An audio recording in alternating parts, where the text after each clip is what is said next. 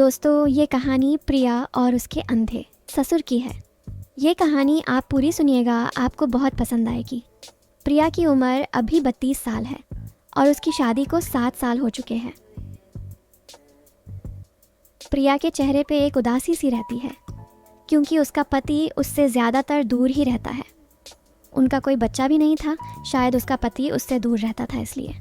खैर, प्रिया का फिगर भरा हुआ है और उसकी कमर पतली है, जो देखकर लोग अक्सर मुस्कुरा देते हैं और मन ही मन बहुत कुछ सोचने में मजबूर हो जाते हैं।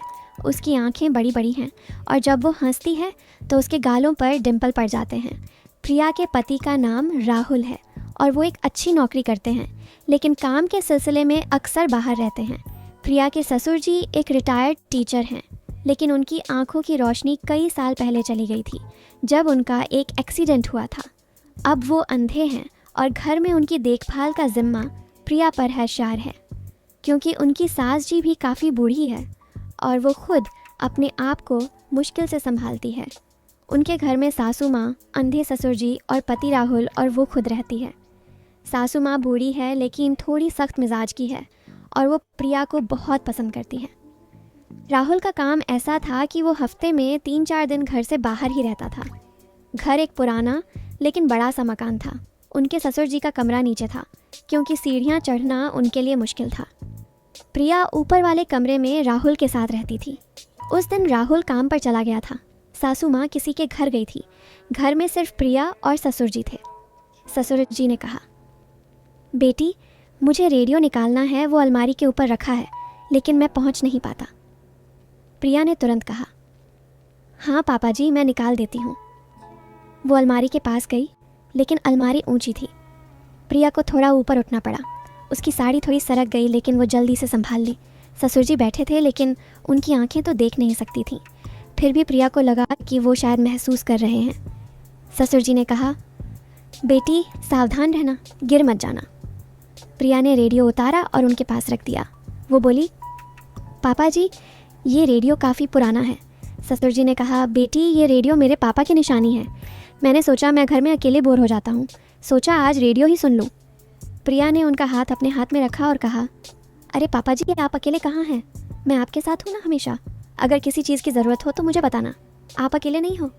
फिर उसके ससुर जी ने कहा, बेटी, तुमने आज मेरा हाथ पकड़ा, मुझे बहुत अच्छा लगा। तेरे हाथ कितने मुलायम हैं, जैसे रेशम। प्रिया ने कहा, अरे पापा जी, आप भी ना। चलो बताओ, आपको कुछ और चाहिए तो बताओ, फिर मैं रसोई में जा रही हूँ, बर्तन धोने हैं। ससुर जी ने कहा, बेटी, चाहिए तो बहुत कुछ है, लेकिन तुम अपना काम करो, फिर अगली सुबह की बात है। प्रिया उठी और नहा धोकर तैयार हुई। उसने एक साधारण साड़ी पहनी जो उसके बदन पर अच्छी तरह फिट हो रही थी। वो नीचे आई तो ससुर जी अपने कमरे में बैठे थे, वो ही रेडियो सुन रहे थे। प्रिया ने देखा कि उनका चाय का कप खाली पड़ा था। वो चुपचाप किचन में गई, चाय बनाई और ससुर जी के पास ले आई। ससुर जी ने कहा, बेटी, तुम्हारी खुशबू से पता चल जाता है कि तुम आई हो, चाय लाई हो ना? प्रिया ने मुस्कुराकर कहा, हाँ पापा जी, आपकी पसंद की अच्छी चाय। वो उनके बगल में बैठ गई और कप उनके हाथ में थमा दिया। ससुर जी ने चाय पीते हुए कहा, बेटी, तुम्हारी आवाज़ में एक मिठास है जो मुझे पुराने दिनों की याद दिलाती है। प्रिया ने हल्के से हंसकर कहा, पापा जी, आप भी ना हमेशा तारीफ़ करते रहते हैं। लेकिन अंदर से वो सोच रही थी कि ससुर जी को कैसे खुश रखा जाए, क्योंकि उनकी दुनिया अंधेरी थी। फिर दोपहर हुई। प्रिया खाना बना रही थी। ससुर जी कमरे से आवाज़ लगाई, बेटी, मेरी दवा कहाँ रखी है? प्रिया ने कहा, पापा जी, मैं लाती हूँ। वो दवा लेकर गई और ससुर जी के हाथ में दी, लेकिन ससुर जी का हाथ थोड़ा कांप रहा था। प्रिया ने उनका हाथ पकड़कर दवा उनके मुंह तक पहुँचाई। ससुर जी ने कहा, बेटी, तुम्हारी मदद से लगता है जैसे कोई परी आई हो, तुम्हारा स्पर्श इतना कोमल है। प्रिया ने हल्के से कहा, पापा जी, ये तो मेरा फ़र्ज़ है। वो सोच रही थी कि ससुर जी को कितनी ज़रूरत है किसी के साथ की। फिर रात को प्रिया ने सबको खाना खिलाया। रात को राहुल फ़ोन पर बात किया, लेकिन घर नहीं आया। प्रिया अकेली सोई, लेकिन उसके मन में ससुर जी की बातें घूम रही थीं। अगली सुबह प्रिया उठी। आज ससुर जी को डॉक्टर के पास जाना था, लेकिन सासू माँ व्यस्त थीं। प्रिया ने कहा, मैं ले जाती हूँ पापा जी को। ससुर जी ने कहा, बेटी, तुम्हें तकलीफ़ होगी। प्रिया ने कहा, नहीं पापा जी, मुझे अच्छा लगता है। वो ऑटो में ससुर जी को लेकर गई। रास्ते में ससुर जी का हाथ प्रिया के कंधे पर था ताकि वो संतुलन बना सकें। ससुर जी ने कहा, बेटी, तुम्हारी गर्माहट से लगता है जैसे सूरज निकल आया हो। प्रिया ने मुस्कुराकर कहा, पापा जी आपकी बातें कितनी प्यारी हैं। डॉक्टर के पास पहुंचकर चेकअप हुआ। डॉक्टर ने कहा कि ससुर जी की आंखों में थोड़ी उम्मीद है, लेकिन अभी कुछ कह नहीं सकते। लौटते वक्त प्रिया ससुर जी को सहारा दे रही थी। घर पहुंचकर प्रिया थक गई थी, लेकिन खुश थी। शाम को घर में एक छोटा सा उत्सव था, क्योंकि राहुल का प्रमोशन हुआ था। प्रिया ने घर सजाया, ससुर जी को कुर्सी पर बिठाया। वो बोले, बेटी आज घर में एक अलग सी महक है, जैसे कोई खास मौका हो। प्रिया ने कहा, हाँ पापा जी, राहुल का प्रमोशन हुआ है। ससुर जी ने कहा, नहीं, तुम्हारी वजह से घर में रौनक है। तुम्हारा होना जैसे कोई जादू है। प्रिया ने हंसकर कहा, पापा जी आप मुझे शर्मा देते हैं। फिर रात को सब सो गए, लेकिन प्रिया को नींद नहीं आ रही थी। वो बस ससुर जी के बारे में सोच रही थी। फिर कुछ दिन ऐसे ही बीते। एक दिन प्रिया घर की सफाई कर रही थी। ससुर जी का कमरा साफ करने गई। वहाँ पुरानी तस्वीरें थीं। प्रिया ने उन्हें साफ किया। जी ने कहा, बेटी वो तस्वीरें मेरी जवानी की हैं। प्रिया ने वर्णन किया। पापा जी आप कितने हैंडसम लग रहे हैं। ससुर जी ने हंसकर कहा, अब तो बस तुम्हारी तरह कोई चाहिए जो देख सके। प्रिया ने कहा, पापा जी मैं हूँ ना। वो उनके पास बैठ गई और तस्वीरों की कहानियाँ सुनने लगी। फिर एक शाम प्रिया बगीचे में पानी डाल रही थी। ससुर जी बाहर आए। वो बोले, बेटी मुझे भी बाहर घुमाओ। प्रिया ने उनका हाथ पकड़ा और घुमाया। ससुर जी ने कहा, तुम्हारा हाथ पकड़कर लगता है जैसे कोई सपना हो। प्रिया ने कहा, पापा जी यार आपकी बातें दिल छू लेती हैं। फिर वो धीरे धीरे घूमते रहे। रात को राहुल आया, लेकिन जल्दी चला गया। प्रिया अकेली थी, सोच रही थी कि जीवन कितना अजीब है, मैं कितनी अकेली हूँ। फिर समय बीतता गया। प्रिया ससुर जी की हर छोटी बड़ी ज़रूरत का ख्याल रखती। एक दिन ससुर जी ने कहा, बेटी मुझे मालिश की ज़रूरत है, पैर दुख रहे हैं। प्रिया ने कहा, हाँ पापा जी मैं कर देती हूँ। वो उनके पैर दबाने लगी। ससुर जी ने कहा, तुम्हारी उंगलियाँ जादू करती हैं। प्रिया ने शर्माकर कहा, पापा जी बस ऐसे ही। ससुर जी ने, कजाज बेटी तुम्हें पता है, तुम मेरे लिए सब कुछ हो। तेरी सास भी मेरे पास नहीं आती और राहुल तो अपने काम में व्यस्त है। तुम ही हो जो मेरे दुख तकलीफ में साथ देती हो। प्रिया ने कहा, पापा जी आप कैसी बातें कर रहे हैं, ये तो मेरा फ़र्ज़ है आपको खुश रखना। फिर मालिश करवाते करवाते ससुर जी सो गए। फिर कुछ हफ्ते बाद प्रिया ने देखा कि ससुर जी उदास हैं। वो बोली, पापा जी क्या हुआ। ससुर जी ने कहा, बेटी मुझे लगता है जैसे जीवन रुक सा गया है। प्रिया ने उनका हाथ पकड़ा और कहा, पापा जी मैं हूँ ना, सब ठीक होगा। ससुर जी ने कहा, नहीं बेटी मैं बहुत अकेला हूँ, ना ही तेरी सास मेरा ख्याल रखती है और ना ही मेरा बेटा। प्रिया ने कहा, पापा जी वो दोनों व्यस्त रहते हैं इसीलिए। लेकिन आप अकेले नहीं हैं, मैं आपके साथ हूँ पापा जी। ससुर जी ने कहा, हाँ बेटी तू है तो ही तो अभी तक जिंदा हूँ।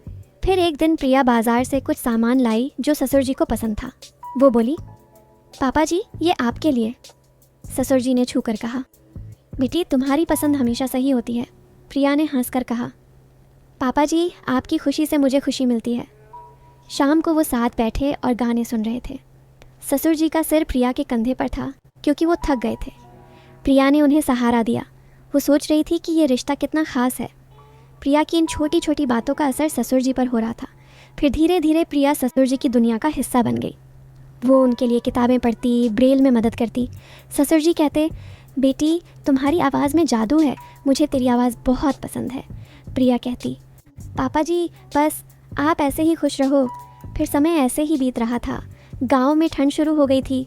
सुबह सुबह कोहरा छा जाता और सूरज देर से निकलता। एक सुबह प्रिया ने देखा कि ससुर जी अपने कमरे में कुछ ढूंढ रहे थे। हाथ से टटोलते हुए अलमारी खोल रहे थे। प्रिया ने पूछा, पापा जी क्या ढूंढ रहे हो। ससुर जी ने कहा, बेटी मेरी पुरानी शॉल है ना कश्मीरी, वो कहीं मिल नहीं रही, ठंड बहुत लग रही है आज। प्रिया ने तुरंत अलमारी खोली, ऊपर वाले खाने से शॉल निकाली और ससुर जी के कंधों पर लपेट दी। शॉल लपेटते वक्त उसका हाथ ससुर जी की गर्दन पर रुका। ससुर जी ने आंखें बंद करके कहा, बेटी तुम्हारे हाथों की गर्मी सीधे दिल तक पहुंचती है। प्रिया ने हल्के से हंसकर कहा, पापा जी आप भी ना हर बात में शायरी ढूंढ लेते हो। ससुर जी ने कहा, शायरी नहीं बेटी, सच है। जब से तुम आई हो मुझे ठंड कम लगने लगी है। प्रिया चुप रही, लेकिन उसके गाल लाल हो गए। वो बाहर चली गई, पर मन में बात घर कर गई। उसके बाद से ससुर जी की हर छोटी ज़रूरत प्रिया खुद पूरी करने लगी। कभी चाय का कप हाथ में थमाती, कभी दवा मुट्ठी में रखकर पानी पिलाती। सासू माँ देखती तो मुस्कुरा देती और कहती, हमारी बहू तो देवी है।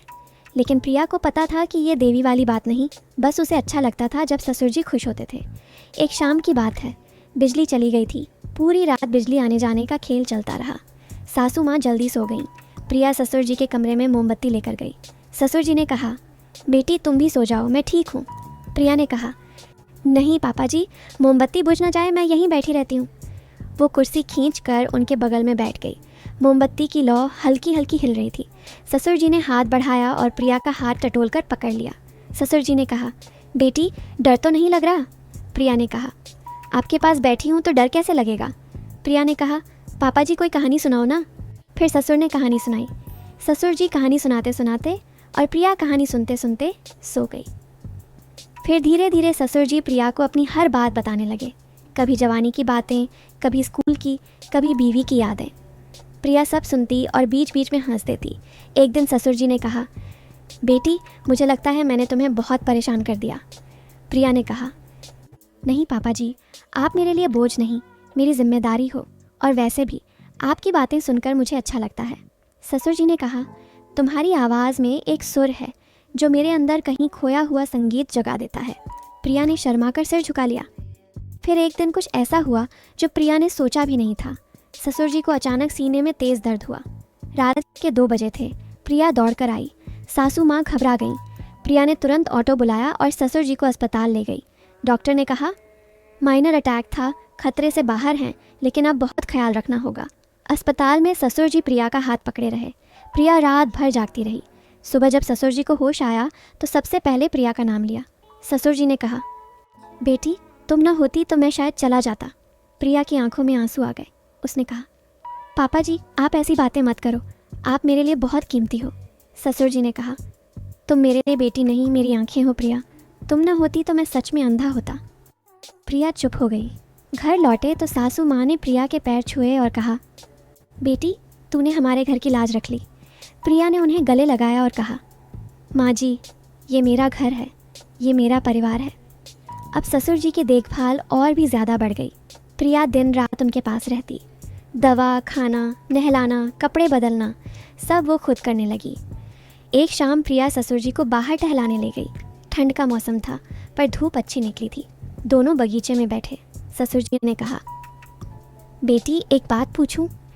प्रिया ने कहा, पूछिए ना। ससुर जी ने कहा, अगर मैं न होता तो तुम्हारी ज़िंदगी कैसी होती?